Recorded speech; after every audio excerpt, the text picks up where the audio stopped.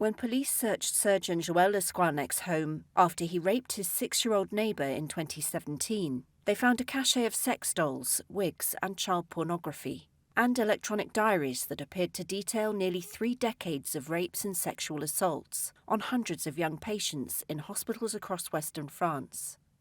Scouarnec was sentenced to 15 years in jail in 2020 for the rape and sexual assault of his child neighbour, his 2 nieces, and a 4-year-old patient. But the investigation of his files continued, and the 74-year-old will again face trial on February 24th in Vannes, Brittany. It will be France's largest ever child sexual abuse case.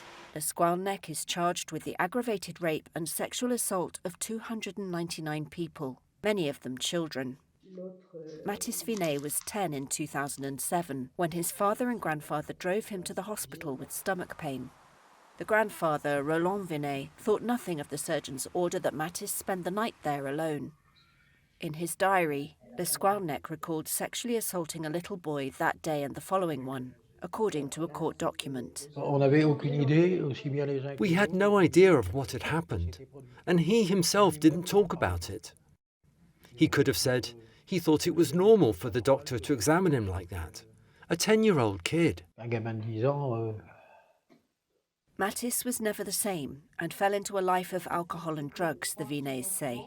He died of an overdose, aged 24, in 2021, 3 years after learning from the police about the abuse he'd allegedly suffered. Reuters couldn't establish the role the surgeon's alleged actions played in Mathis's death. Roland and his wife Morissette believe he took his own life. There's no other word for it. He killed him. He didn't take a revolver to kill him, but he killed him, like he killed all his victims. Because they're not dead, they're still there, but there's a part of them that's completely dead. The trial comes at a time of reckoning over sex crimes in France. Dominique Pellicot was found guilty in December of drugging his wife Giselle and inviting men to rape her. 50 other men were accused of rape. Scouarnec was convicted over child pornography in 2005, but continued to work in public hospitals until his arrest in 2017, raising tough questions for France's publicly funded health system. François was 12 when Scouarnec allegedly abused him. Je me rends compte que je n'aurais pas dû être opéré par ce chirurgien. I realised that I should not have been operated on by this surgeon, that ultimately the protections, the safeguards were not activated or were not activated in time, and that the warnings were not listened to. So yes, I feel betrayed by the authorities. Investigators tracked down potential victims by matching diary descriptions with hospital records.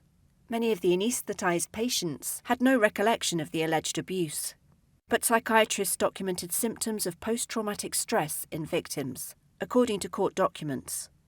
François hopes the trial will shift the sense of shame from the victims to the accused. Dès la sortie de l'hôpital, je me suis renfermé sur moi-même. As soon as I left the hospital, I withdrew into myself. I distanced myself from my parents, from my loved ones. Je me suis désinscrit à... I cut all my social ties too. Today, as an adult, I am under an antidepressant treatment, very reinforced psychological monitoring. Prosecutors say Scouarnec has admitted to investigators many of the accusations he faces. His lawyers declined to comment ahead of the trial.